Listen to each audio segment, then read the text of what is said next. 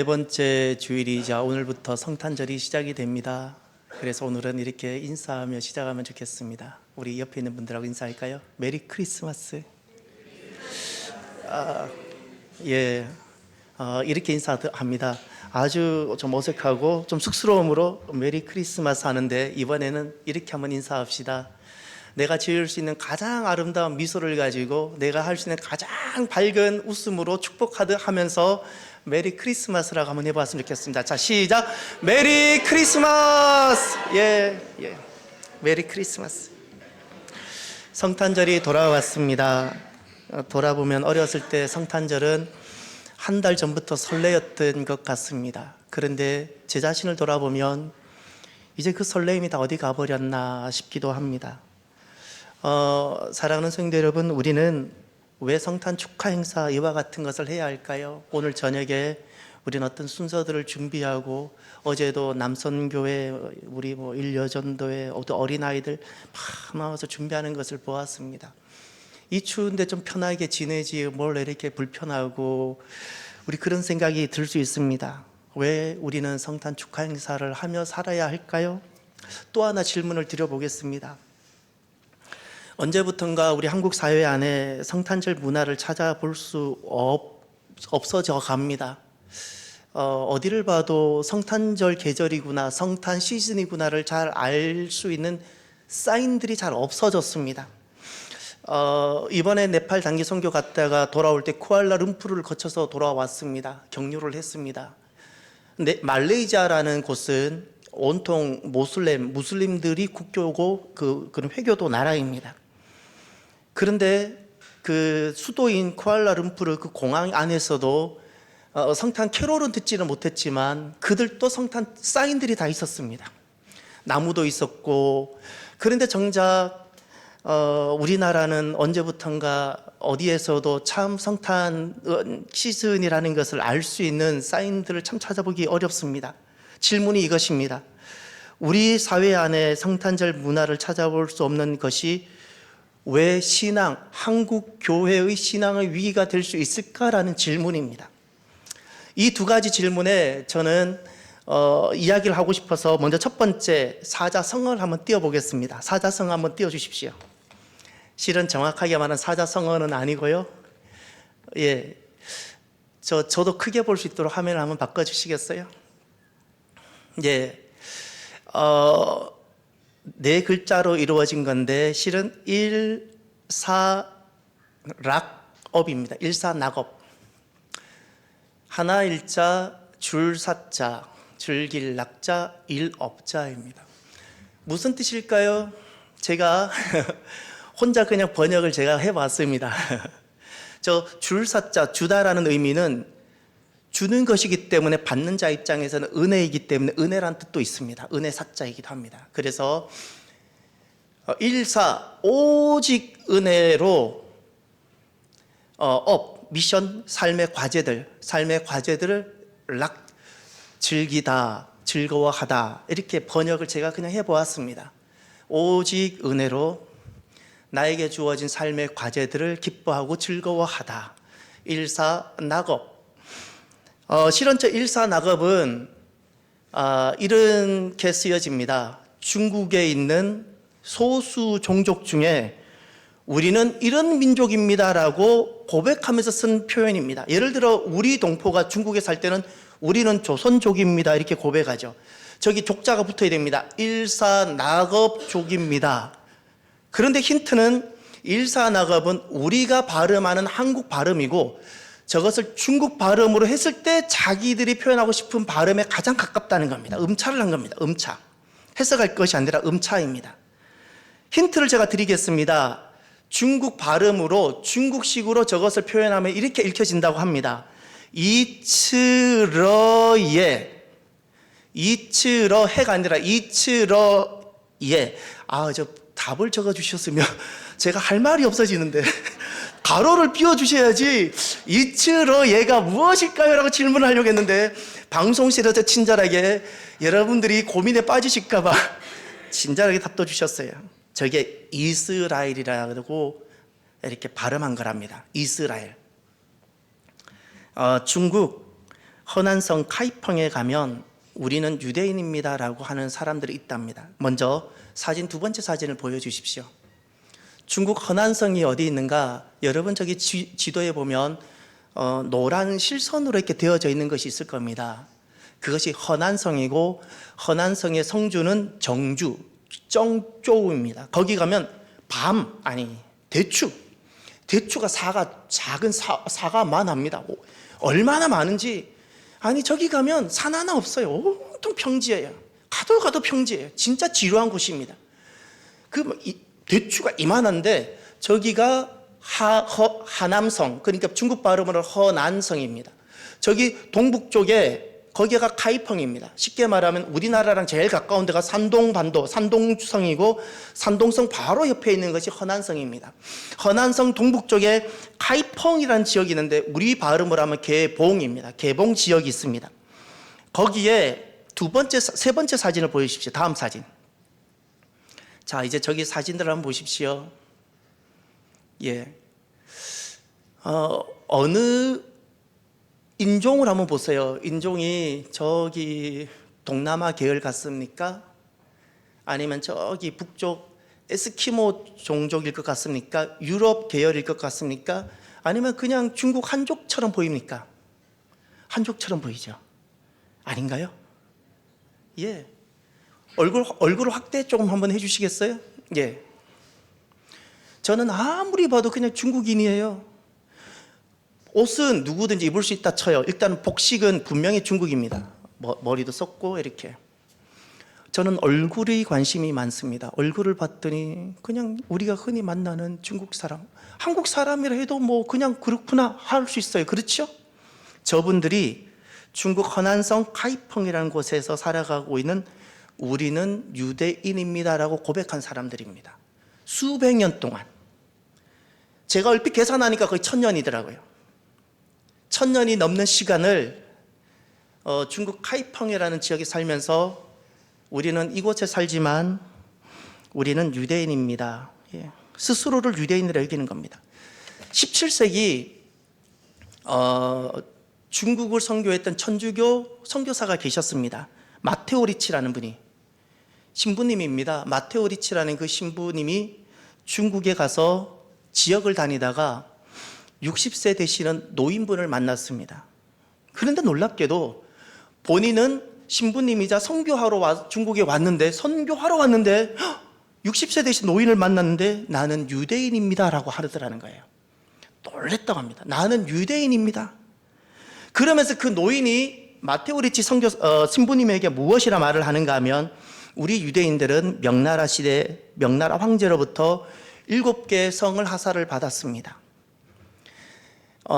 당시 지금도 그럴 수 있습니다. 이스라엘 사람들이 가장 많이 쓰는 성씨를 이름을 가지고 한자로 성씨를 받았습니다. 제가 그 7가지 성을 한국 발음으로 할 테니까 어떤 이스라엘 이름이 이런 성을 받았을까를 유추를 해보십시오. 첫 번째 애자는 사랑의 자 같은 그 애자입니다. 바깥의 애자 두 번째는 석, 세 번째는 고씨, 네 번째는 김씨, 다섯 번째는 이씨는 정확하게 리라 발음입니다. 리씨. 여섯 번째는 장씨, 일곱 번째는 조씨. 에는 에스라를 가지고 한자로 에라고 쓰고 에시라고 발음했답니다. 중국 발음이니까 조금 우리랑 다를 수 있겠죠? 에스라. 두 번째 석은 시몬이었답니다. 시몬. 세 번째 고는 코헨, 제사장 계열을 코헨이라 부릅니다. 지금도 코헨이라 부릅니다. 레위 계열 중에서도 특별히 제사장 계열을 코헨이라 부르는데, 그 사람들은 고라고, 중국 발음으로는 오는 우가 되니까 쿠라고 했겠죠. 그 다음 김은 길버트, 그리고 이씨, 리는 레위 지파, 그리고 장은 조슈아, 그러니까 조슈아 요수아입니다. 요수아, 호세아, 예수 다 같은 단어입니다. 조슈아, 그것을 장이라 했고, 그 다음에 조는 요나단입니다. 그 이야기를 들었다는 겁니다. 여러분, 지금 카이펑에 살고 있는 유대인이 얼마나 될지는 모르겠지만 지금은 어떨 것 같습니까?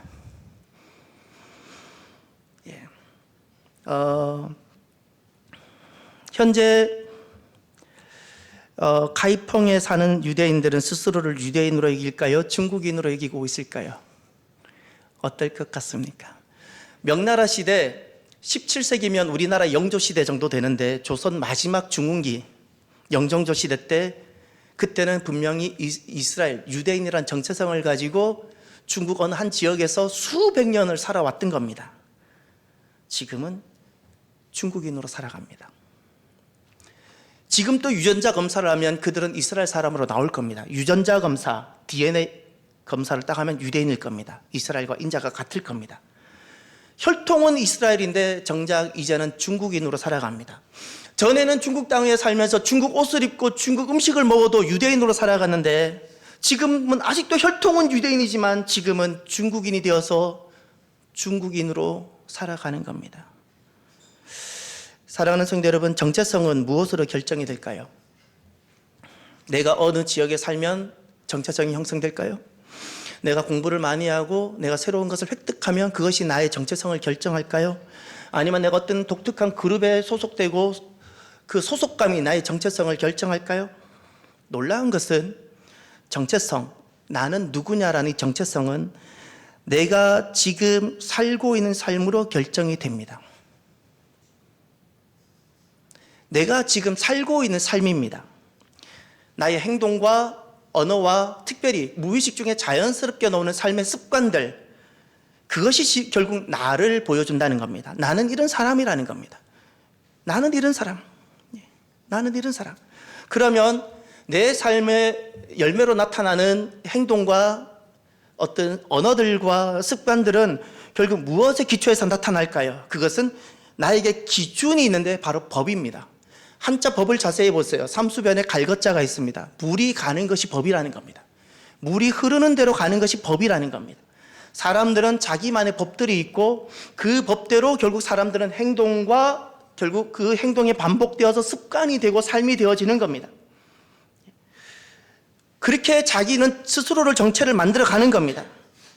지난날 카이펑에 있었던 유대인들은 수백 년을 살아가면서 중국 땅에서 중국 음식을 먹고 중국 옷을 입고 중국에서 호흡하며 살아갔지만 그들은 무엇을 법으로 삼고 살아갔는가?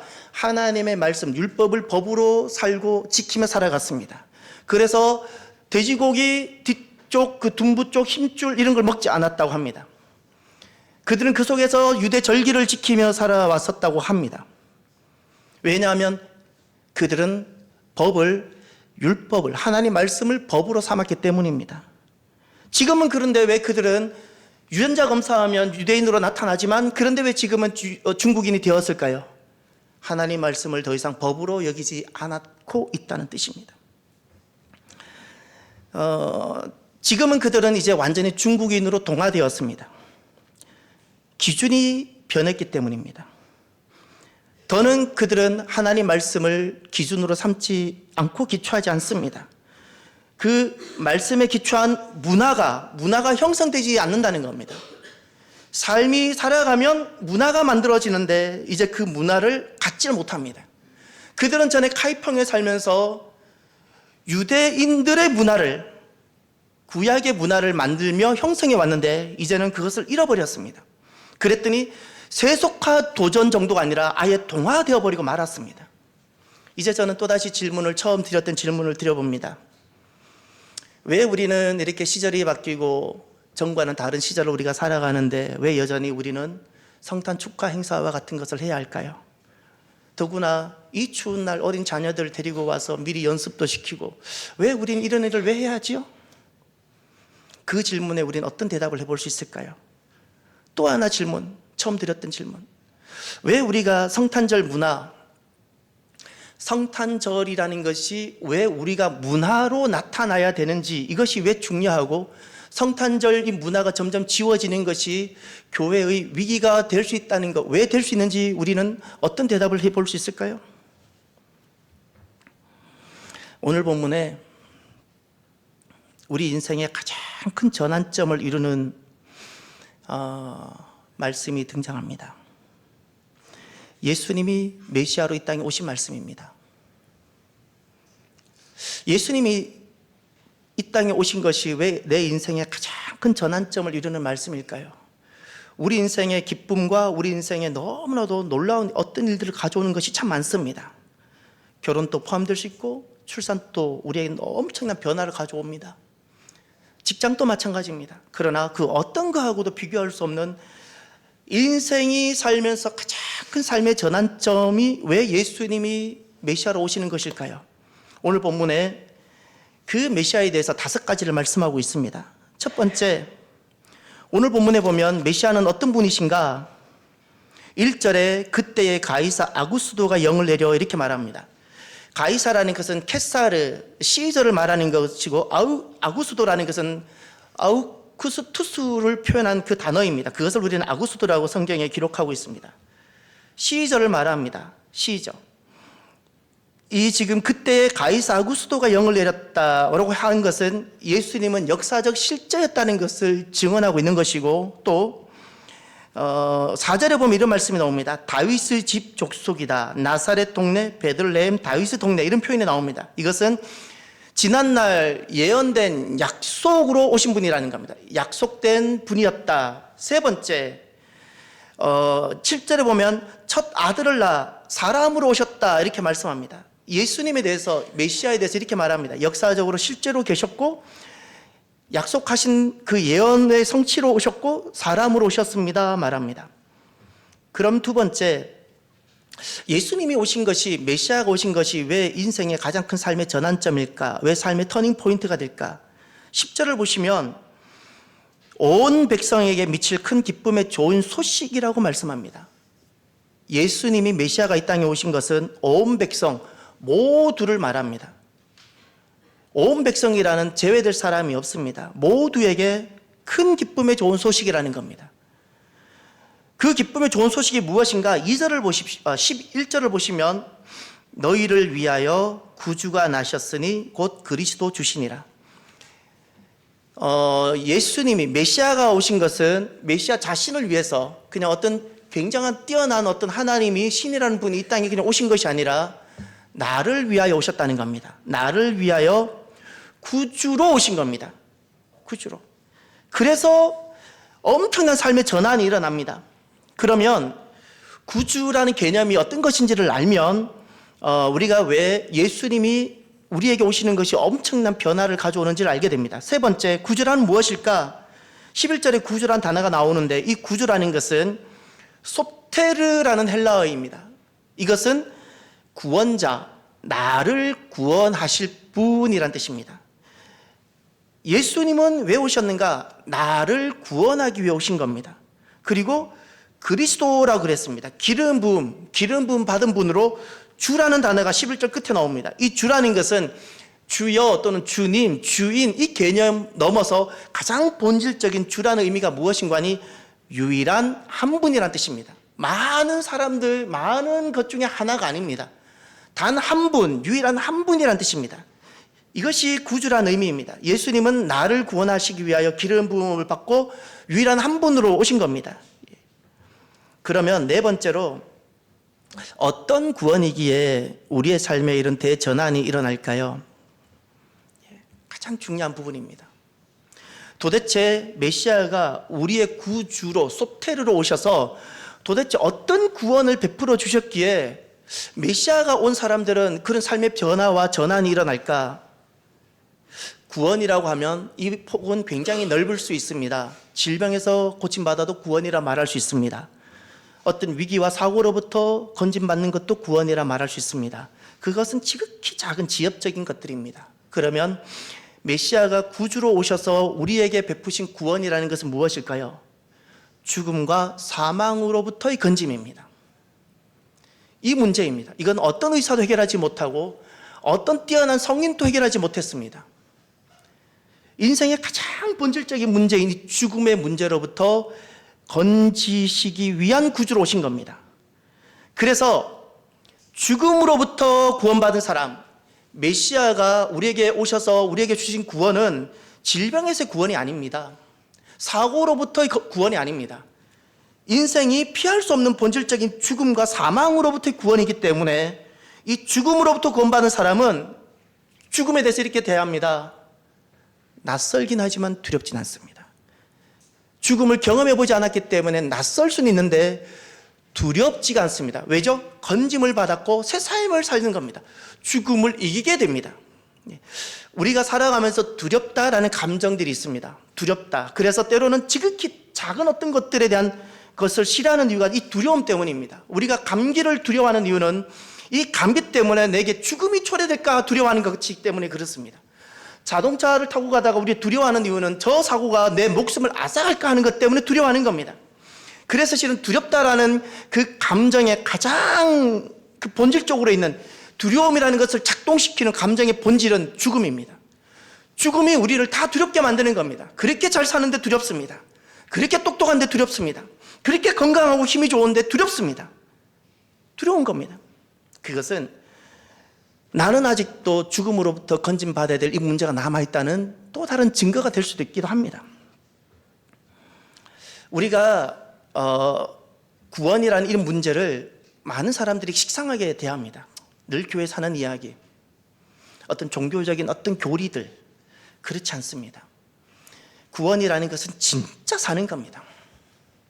진짜 사는 것이 구원입니다.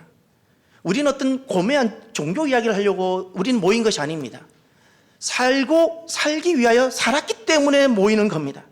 그래서 이 구원이라는 이것이 왜 소중한가? 메시아가 나에게 구주로 오셔서 메시아가 주는 구원을 내가 받지 못하면, 구원받지 못하면 영원한 지옥에 가야 됩니다. 그래서 이건 매우 심각합니다. 구원을 받지 못하면, 누군가가 나를 건져주지 못하면 나는 내 죄 때문에 지옥에 가게 되는데, 이 지옥의 특징이 영원하고 끝이 없고, 이 고통이라는 것은 인생으로 살아가면서 단 한 번도 상상하지도 못한 고통이에요. 이것이 지속이 되는 거예요. 내 죄값을 거기서 치르는 겁니다. 왜 예수님이 메시아가 구주로 오셨을 때, 나에게 오셨을 때 우리에게 삶이 엄청난 대전환이 일어나는가? 그것은 메시아가 구주로 오셔서 우리에게 베풀어 주신 구원의 특징이 있습니다. 그 특징이 대속이라는 겁니다. 대속이라는 것은 히브리어로 고엘이라고 하는 겁니다. 이런 겁니다. 가장 쉽게 우리 삶으로 설명하면 이런 겁니다. 제가 이재백 목사가 어느 날 빚을 져서 어느 마트 앞에 있는 구멍가게에 100만 원 빚을 대신 내가 져버렸습니다. 나는 지불할 능력이 안 됩니다. 그런데 우리 교회 집사님, 장로님이 그걸 보시더니 마음이 아파서 대신 그것을 처리해 주신 겁니다. 빚은 어리석게 내가 졌습니다. 나는 이제 그 마트를 갈 수도 없는 겁니다. 나는 그 빚 때문에 늘 막 머리가 너무 아픕니다. 근데 그것을 알고 있던 어떤 분이 대신 가서 딱 결제해 주었습니다. 나는 그 빚으로부터 이제부터 자유한 겁니다. 그렇지 않습니까? 내가 죄를 지었습니다. 나는 이 죄 때문에 지옥이 나를 기다리고 있고 모든 것이 두렵습니다. 죽을까봐. 감기 하나 두렵습니다. 죽을까봐. 차를 타도 두렵고 비행기를 타도 두렵습니다. 배를 타도 두렵고 무엇을 해도 두렵습니다. 왜죠? 죽을까봐. 그런데 예수님이 대신값을 지불했습니다. 내가 죽어야 되는 이 모든 것을 대신값을 지불하고 나를 거기서 건져주셨습니다. 그것이 십자가입니다. 예수님이 십자가에서 내가 죽어야 되는 죽음을 대신 죽으시고 그리고 나를 살려주셨습니다. 그래서 예수님이 우리에게 베풀으신 구원은 내가 이재백이라는 사람이 신앙생활을 잘했기 때문에 주시는 구원이 아닙니다. 성경을 많이 알기 때문에 주시는 구원이 아닙니다. 대속입니다. 값없이 주신 것이고 누구든지 믿는 자에게 주신 은혜로 주신 겁니다. 그래서 엄청난 삶의 전환이 일어나는 겁니다. 살게 되었는데 은혜로 살게 된 거예요. 은혜로 살게 되었기 때문에 저도 마찬가지입니다. 그것이 너무너무 감사해서 전과는 완전히 다른 삶을 살게 됩니다. 이 땅에서 천국을 누리며 살아가게 되는 겁니다. 어떤 것을 해도 두렵진 않습니다. 질병이 아플 수는 있지만 질병이 두렵진 않습니다. 그 은혜가 너무너무 감사해서 은혜로 우리 또한 살게 되는 겁니다. 헌신하고 싶어지고 섬기고 싶어지고. 사랑하는 성도 여러분, 살아가면서 참 중요한 것이 있죠. 무엇이 중요한 것이라고 여기십니까? 학업을 많이 이루는 것 중요합니다. 그것이 과연 성공일까요? 지식을 많이 쌓고 또 부를 많이 높이고 우리가 어떤 명예를 얻고 하는 것 다 참 가치 있는 겁니다. 그 성공은 얼마의 큰 성공일까요? 지극히 작은 성공일 뿐이지 않겠습니까? 실은 학업이 많아지고 학업이 높아지고 학업을 많이 이루고 지식이 많아지면 좋지만 없어도 살 수 있습니다. 그렇지 않습니까? 재정이 많으면 좋겠지만 없어도 우리는 살아갈 수 있지 않습니까? 그래서 그것은 지극히 작은 성공일 뿐이라는 겁니다. 가장 중요한 것이 있습니다. 누구도 놓치지 않아야 되고 잃어버리지 말아야 되는 성공이 있는데 그것이 구원입니다. 주님께서 대신 죽으시고 은혜로 나를 대신 살게 하시는 예수님이 나의 고일이 되어주시고 나를 대신 살리신 이 구원만큼은 반드시 내게 이루어져야 되는 겁니다. 지옥이 있다는 것을 단 한 번만 생각하고 살아갔으면 좋겠어요. 만약에 지옥이 있다면 누가 귀한 부모인가? 내 자녀를 지옥에 들어가지 않도록 하는 부모가 진짜 자녀를 사랑하는 자녀이고요. 좋은 학교를 보내는 게 부모가 잘하는 게 아니에요. 지옥이 시퍼렇게 있는데 내 자녀 저래 살아가면 분명히 지옥에 떨어지는데 그거 알고도 그냥 살아가요? 나쁜 부모입니다. 좋은 학교 보내고 좋은 거 먹이고 좋은 거 입히고 나쁜 부모입니다. 아주 나쁜 부모. 내 남편이 저렇게 살아가면 지옥에 떨어지는 것을 알고 나만 신앙생활해요. 나만 가서 기도해요. 나쁜 아내죠. 나쁜 아내. 나쁜 아내.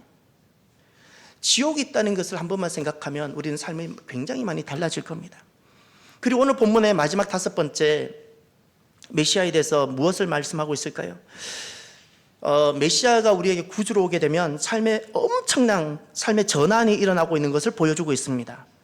오늘 본문을 보시면 13절에 그것이 천사들로 나타납니다. 호련히 수많은 천군이 그 천사들과 함께 13절 하나님을 찬송하여 이르되 하나님을 찬송하기 시작합니다. 이 천사의 모습은 하나님과의 관계가 회복된 존재들입니다. 우리도 누구든지 이 땅에서 하나님과의 관계가 회복되어지고 구원에 이르게 되어지면 천사들이 보여주고 있는 이런 삶을 우리가 이 땅에서 살게 되어집니다. 찬양하고 기뻐하고. 또 하나 14절 한번 보시길 바랍니다. 지극히 높은 곳에서는 하나님께 영광이요 땅에서는 하나님이 기뻐하신 사람들 중에 평화로다. 하나님이 영광으로 받으시는 그들, 하나님이 기뻐하시는 사람들이 있는데 이 하나님이 기뻐하시는 사람들 모습을 보세요. 평화다 그랬죠. 두려움이 다 소멸되어지고 걱정과 염려가 다 소멸되어지고 한없는 기쁨이 있는 거예요. 그들 속에 한없는 감사가 있어요. 이것이 가장 큰 삶의 전환된 모습입니다. 삶이 다릅니다. 삶이 달라지는 겁니다. 사랑하는 성도 여러분, 나는 누구일까요? 나는 누구인지를 입술의 고백이 중요치 않고요. 나는 누구인지를 내 삶의 행동을 한번 보시길 바랍니다. 내가 살아가는 삶이 만들어낸 나의 삶의 문화를 보십시오. 그것이 결국 나입니다. 우리가 질문해 볼까요? 우리가 왜 성탄 축하를 왜 해야 할까요? 나는 그 답이 있나요? 우리가 추석이면 우리가 함께 기뻐합니다. 우리가 가족 생일이면 함께 기뻐합니다. 기뻐할 이유가 내게 있지요. 성탄절입니다. 나에게 기뻐할 이유가 있습니까? 이것이 나에게 기뻐할 이유가 있었으면 좋겠습니다. 왜 우리가 이 땅에 성탄절 문화가 점점 지우개로 지워지는 것이 위기가일까요? 카이펑 유대인들을 기억해 주십시오. 그들이 하나님 말씀을 기준으로 법으로 삼고 살아갈 때는 중국 음식을 먹고 중국 옷을 입어도 유대인이었어요. 그들은 유대인의 문화를 만들어내고 이스라엘의 정체성을 가지고 이스라엘 사람으로 이스라엘의 문화를 만들며 중국 땅에서 살아냈어요. 문화예요. 그런데 그래서 그들은 중국 사람들이 똑같이 먹어도 그들은 안 먹는 문화가 있었고 그들이 시켜낸 문화가 있었어요. 그런데 기준이 달라졌어요. 하나님 말씀을 더 이상 기준으로 삼지 않았어요. 문화가 달라집니다. 그걸 동화라 불러요. 중국인과 같아졌어요. 동화돼 버립니다. 왜 우리가 오늘날 성탄절 이 문화가 필요하냐고요? 우리가 내 신앙을 삶으로 나타내지 아니하면 다음 세대는 동화되고 말 겁니다. 카이펑 유대인들이 1000년을 지켜온 유대인들이 결국 중국인이 되고 말았어요. 우리 신앙이 삶으로 나타나야 되는 겁니다. 삶으로 문화로 나타나야 됩니다. 저는 오늘 말씀을 마무리하면서 한 분 사진을 보고 싶습니다. 잠깐 한번 띄워주시겠습니까? 마지막 사진.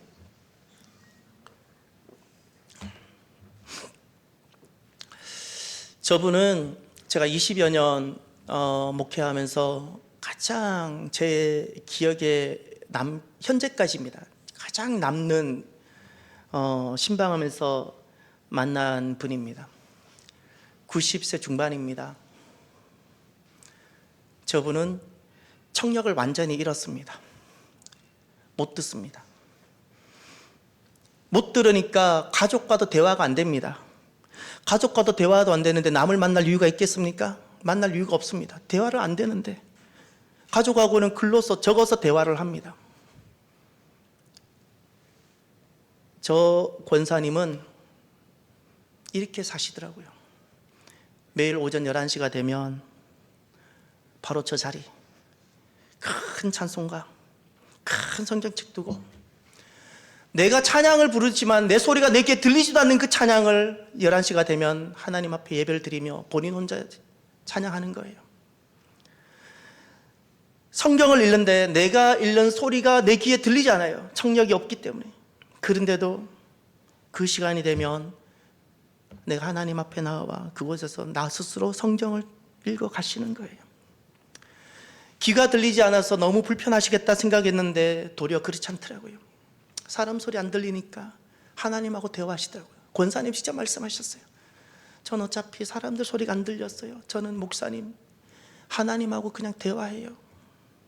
저는 저 권사님을 뵈러 신방하러 갔다가 저는 권사님 아내 그리고 권사님과 함께 있는 하나님 나라 천국을 보았습니다. 저 삶이 거룩한 삶인 것입니다. 거룩한 삶. 어떤 지식인, 어떤 부유한 사람보다도 너무나도 비교할 수 없는 존귀함을 저는 저 권사님에게서 보았습니다. 사랑하는 성도 여러분, 오늘 이제 우리는 성탄절이 시작이 됩니다. 나에게는 성탄절이 어떤 날이신가요? 그냥 교회에서는 절기라고 하고 이제는 나에게는 아무런 관계없는 별로 의미 없는 어떤 날인가요? 우리에게 내 어떤 생일보다, 내 사랑하는 가족의 어떤 생일보다, 우리나라 민족의 어떤 명절보다도 더 가슴 설레이는, 나를 춤추게 하는 기쁨의 잔치날이 되었으면 좋겠습니다. 주님께서 나에게 어떤 구원을 베풀어 주시는 걸 기억하고 나의 구주로 오신 그 주님을 내가 기뻐하고 즐거워했으면 좋겠습니다. 그리고 우리가 하나 이 기쁨의 구원의 이 날을, 이 성탄절을 우리가 삶의 문화로 만들어가지 아니하면 다음 세대는 성탄절을 완전히 잊어버립니다. 완전히 잊어버립니다. 그래서 어린 자녀들과 함께 해주십시오. 그들에게 이 성탄절을 물려주십시오. 삶의 문화가 될 수 있도록. 카이펑의 유대인들이 1000년을 지켜다가 결국 중국인이 되고 말았어요. 오늘 저와 여러분들이 이제 오후부터 저녁부터 시작되는 이 성탄절에 이렇게 기뻐하고 즐거워하는 기쁨의 잔치날이 되길 바랍니다. 오늘 말씀을 마무리하면서 우리가 찬양합시다. 오늘은 성탄절 찬양하면 좋겠습니다. 제가 초등학교 때 불렀던 찬양이 찬송가에 그대로 남아있는 것 중에 하나가 그 어린 주 예수입니다. 108장 우리 찬양합시다. 그냥 기뻐하면서 찬양했으면 좋겠습니다. 조금 빨리 부르려요. 약간 1부 때는 조금 느렸던 것 같아요.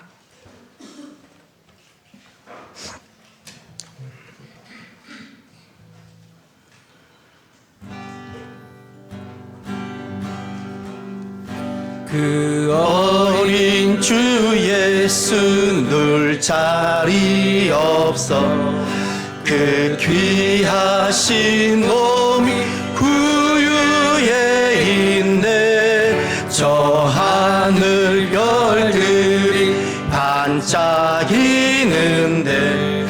그 어린 주 예수 골 위에 저 육축 소리에 아기 잠 깨나 그 순하신 예수 우시지 않네.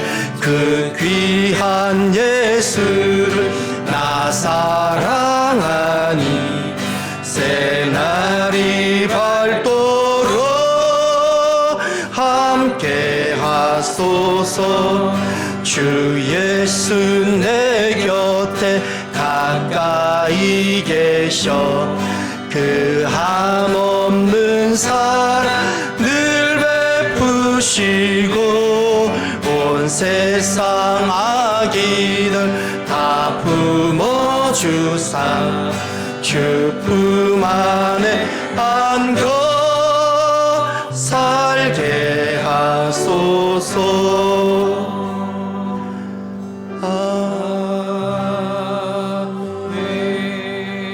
아멘. 기도합시다.